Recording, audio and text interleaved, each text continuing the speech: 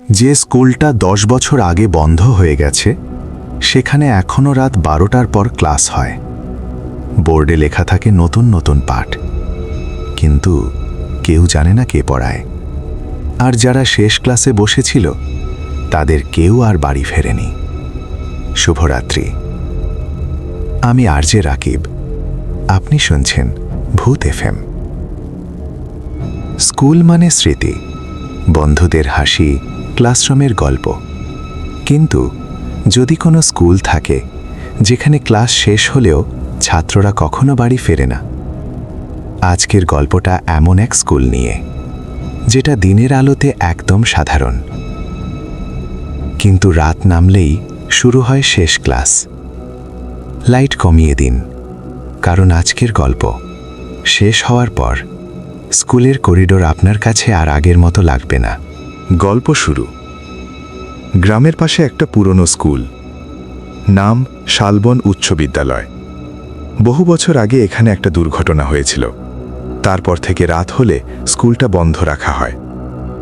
নতুন শিক্ষক রাফি এই স্কুলে যোগ দিল। প্রথম দিনেই শুনল রাত 3টের পর স্কুলের ভেতর কেউ থাকে না। কারণ নাইট গার্ড বলল শেষ ক্লাস শুরু হয় তখন। রাফি হেসে উড়িয়ে দিল। সে বিশ্বাস করত না এসব। প্রথম রাত। একদিন কাগজপত্র শেষ করতে সে দেরি করে ফেলল। স্কুল প্রায় ফাঁকা। হঠাৎ স্কুলের ঘণ্টা বাজল। টান টান শব্দ। কিন্তু এই সময় তো কোনো গ্লাস নেই।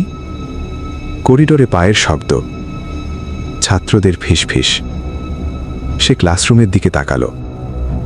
সব চেয়ার নিজে নিজে সোজা হয়ে আছে।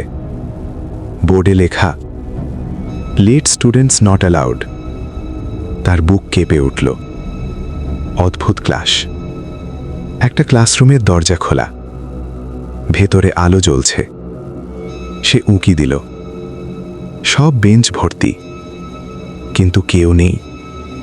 শুধু ছায়া, চকের শব্দ। কেউ বোর্ডে লিখছে। ধীরে ধীরে লেখা উঠল টিচার অ্যারাইভড।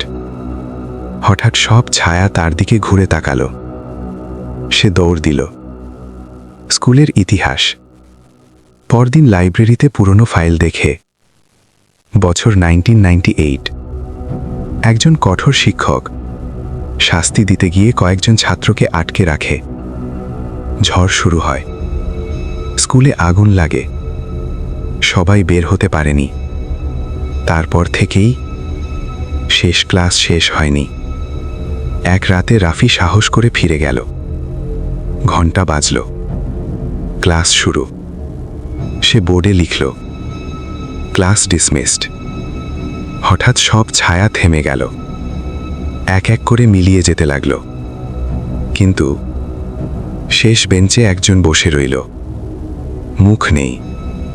সে বলল, স্যার, আমার নাম ডাকেননি। লাইট নিভে গেল।